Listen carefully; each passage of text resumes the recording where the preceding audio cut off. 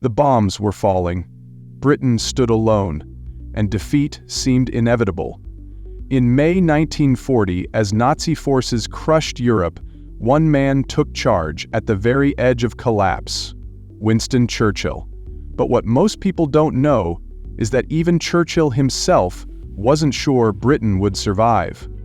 This is the untold story of Churchill's darkest hour, and how he almost lost the war before it truly began. Let's set the stage. It's May 1940. Nazi Germany has invaded Belgium, the Netherlands, and France. Blitzkrieg warfare is tearing through Europe. In just weeks, Hitler's army is at the doorstep of the English Channel. The British government is in chaos. Prime Minister Neville Chamberlain has lost the public's confidence. His policy of appeasement has failed.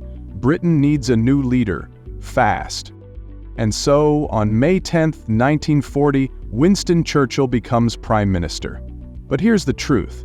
He wasn't the obvious choice. Many in Parliament distrusted him, blamed him for past military disasters, and feared he was too extreme for the moment. Immediately, Churchill is thrown into crisis. British troops are trapped at Dunkirk, surrounded by German forces. Defeat looks certain.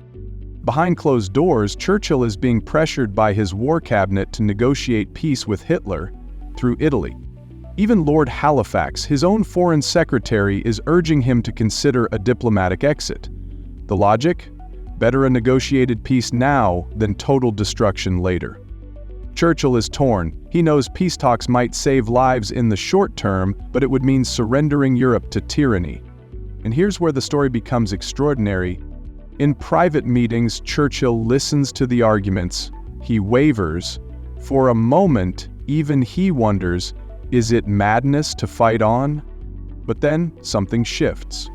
He gathers the courage to push back.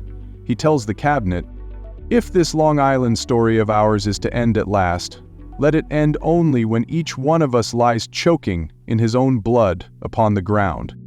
Instead of giving in, Churchill makes the boldest gamble of his life, to fight on, alone, against Hitler's war machine. No surrender.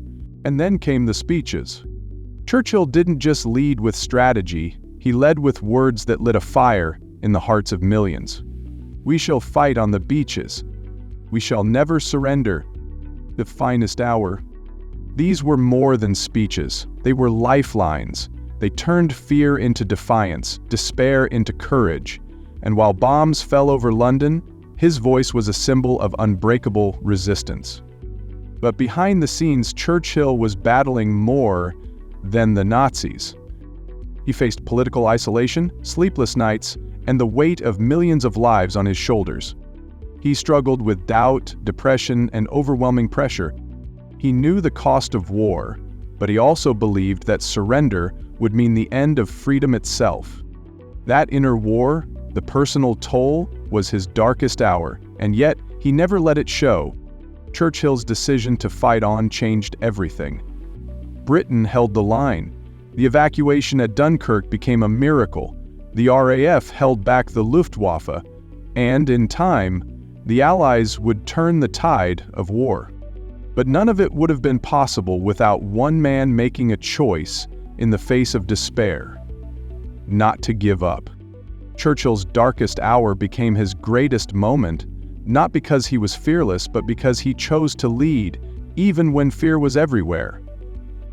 If you found this story powerful, drop a comment with "Never Surrender" below. Hit like and subscribe for more untold moments that shaped history.